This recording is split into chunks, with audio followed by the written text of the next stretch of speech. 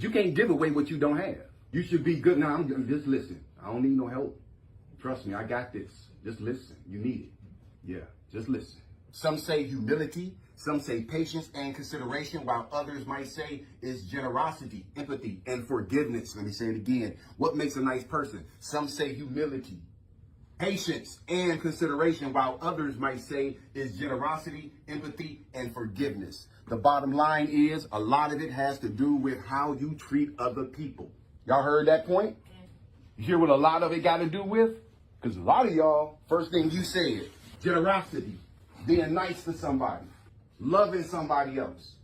Everything that most of y'all say has to do with somebody else or something outside of you. Because a lot of us were taught being a nice person means being nice to somebody else. But what I'm here to say to you today is you cannot give away what you don't have. Remember that? You want to love other people better, you better learn how to love yourself.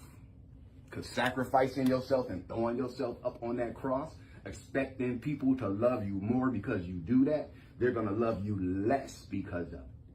Because people will fall in love with your hand and not your heart.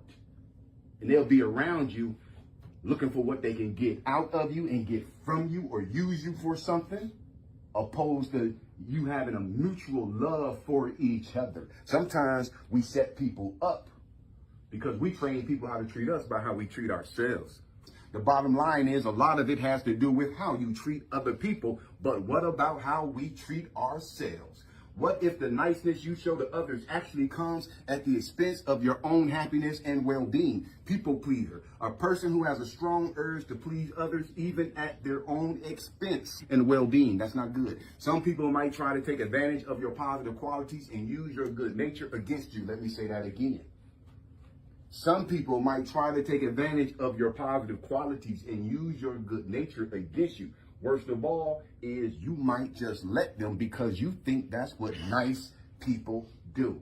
Nice people do not let people use them. Nice people do not let people run over them. Nice people know how to say no and mean it and stand on it.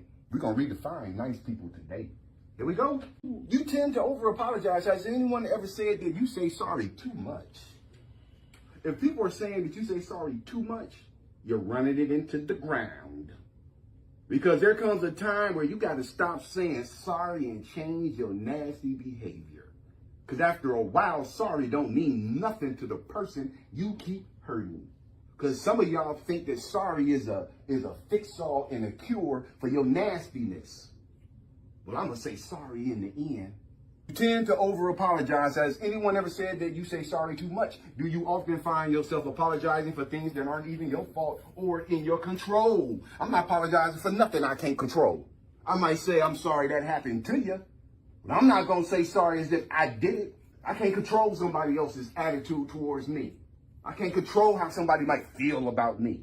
I'm not responsible for another grown man's emotions. You got people walking through life with anger towards you. You ain't responsible for that. You got people walking through life feeling all types of ways about you. You ain't got nothing to do with that. While it's certainly an admirable quality to be able to own up to your mistakes and take accountability for the things you've done wrong, it's also important that you are able to distinguish between humility and self-blame. When we apologize over and over again, when there's no reason to, or struggle with excessive feelings of guilt, it's most likely that we've confused being nice with being a people pleaser.